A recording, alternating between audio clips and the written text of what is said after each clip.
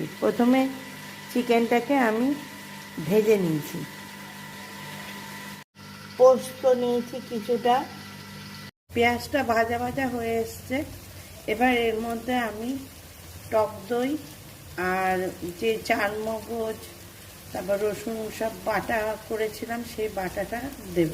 যে টক দইটা ফেটিয়ে রেখেছি এটা দেব।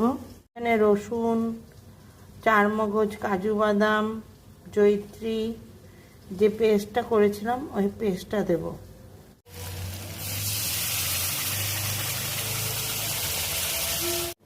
পেস্টটা দিয়ে দিয়েছি। পেস্টটার মধ্যে এবার হলুদ গুঁড়ো, নুন, ধনে গুঁড়ো, জিরে গুঁড়ো, চিকেন মশলা, বিরিয়ানি মশলা সব অল্প অল্প করে দেব। নুন স্বাদ মতো দেবেন আর বাকি সব 2 চামচ করে দেবেন। নুন স্বাদ মতো দেবেন। এখানে আমি 3 চামচ নুন দিচ্ছি। হলুদ গুঁড়ো আমি 3 চামচ দিচ্ছি। এখানে আমি এভারেস্ট চিকেন মশলা ব্যবহার করছি, এটাও 2 চামচ দেব। সামান্য একটু চিকেন বিরিয়ানি মশলা দেব। লো ফ্লেমে মশলাটা কষাতে থাকবো যতক্ষণ না মশলাটা থেকে তেল বেরোচ্ছে। মশলাটা কষানো হয়ে গেছে, এর মধ্যে আমি চিকেনগুলো অ্যাড করে দেবো।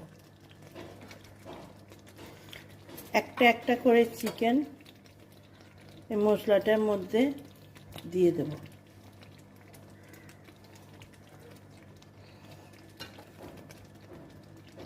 মাংসগুলো মশলার মধ্যে দিয়ে দিয়েছি। এবার কিছুটা জল দেব,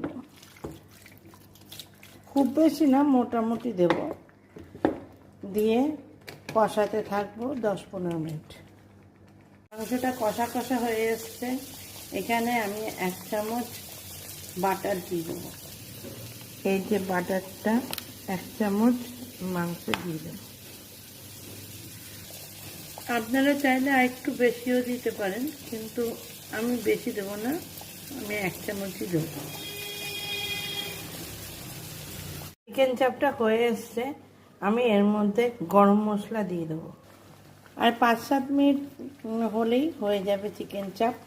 এর মধ্যে গরম মশলা অ্যাড করে দিচ্ছি। এখানে যেহেতু মাংস অনেকটা আছে, আমি 2 চামচ গরম মশলা অ্যাড করব।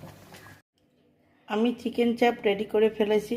এবার আপনারাও রেডি করুন চিকেন চাপ আর খেয়ে নিন একটা ডিলিশিয়াস রেসিপি